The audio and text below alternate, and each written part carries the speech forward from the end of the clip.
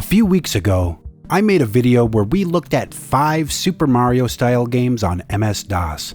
The last game I talked about in that video was a game called Super Angelo, a very well-programmed Super Mario style game from Wiering Software, made back in 1997. In that video, I only had the shareware version of this game, so I couldn't properly review it. I put the call out that I needed the full version, and several wonderful folks hit me up with copies of the game. Thank you. I did later figure out that you can still buy a registration code for the game, which I did do. It uses the same registration system as another Wiering game, Charlie the Duck. So if you register the DOS version of Charlie, you can use that code on Angelo as well. I'm sure this had something to do with Nintendo and selling a game so similar to Mario.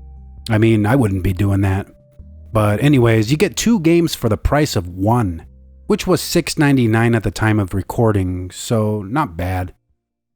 The story of Super Angelo goes that the whole country is being terrorized by 3 dragons, who took over all the castles and kidnapped the princess.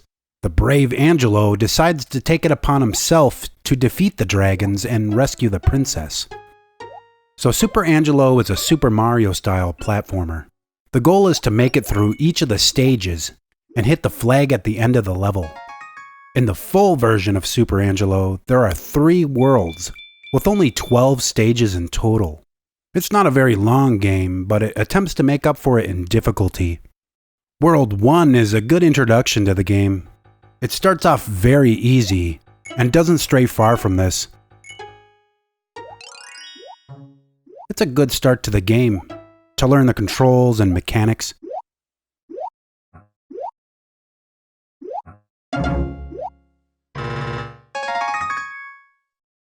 World 2 starts to introduce new elements and new enemies. This is where the difficulty gets ramped up. 2-1 was one of my favorite stages in the game, with good difficulty and good design.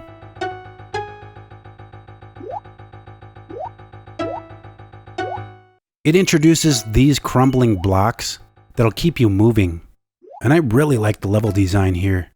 It's satisfying when the game lets you run through the stages, partially because of how light Angelo feels on the controls.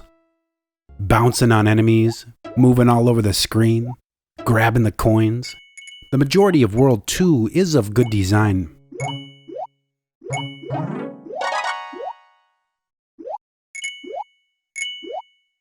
But there are some spots that I felt like there were too many enemies. Boy, do I really hate those birds. The castle of World 2 is where the game starts to get frustrating. It takes some cheap shots at you. And there is a serious problem with the hit detection in this game that makes these fire bar parts insanely difficult. I'm not a fan of the hit detection in this game overall, but these fire bars were exceptionally annoying. Thankfully, this game has a save feature that'll let you start at the beginning of the level that you saved at, and that really came in handy on this level. World 3 is frustrating. Random spikes inserted throughout the levels, an abundance of those damn birds, and a castle level that will make you want to smash your desk. This castle is brutal. You first have to make your way through it and hit 3 switches to open up blocked off sections of the castle. Then backtrack a bunch and navigate through a ton of fire bars. Even a part where the ground is icy slippery and you're continuously sliding.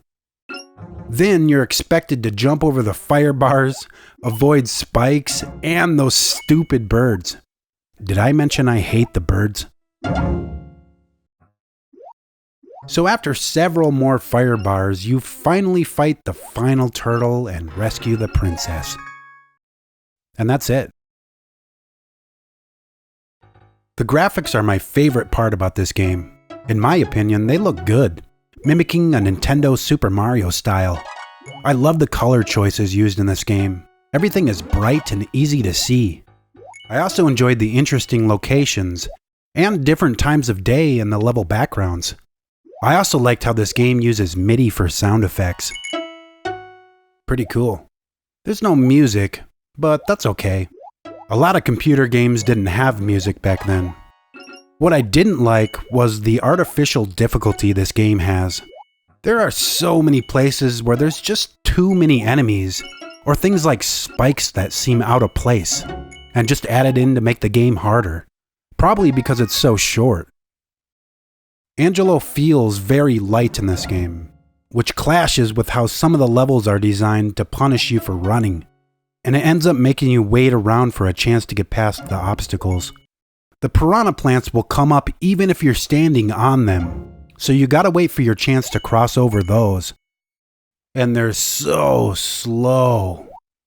There's a whole flock of birds over there. Gotta wait for them to disperse. Another difficulty factor that I didn't notice right away was when you collect power-ups. They actually increase your overall speed. This can really mess you up in the later levels when you've gotta be more precise. The spread shot power-up really makes you move sloppy fast. Overall, this is an interesting game, for sure, but I probably wouldn't recommend this to a Super Mario fan. There's a lot of frustrating aspects that aren't worth the trouble. I would recommend this to a casual retro PC gamer though. It can be a lot of fun if you're not looking to complete it in one go. The save feature is good for this as well. Just take on a couple stages per session to minimize the frustration. So this is Super Angelo, a good-looking Mario-style platformer for MS-DOS. This could be considered a very early Mario fan game, worth a try if you're into homebrew Mario, or even just DOS games in general. This is one that'll have a permanent home on my DOS computer.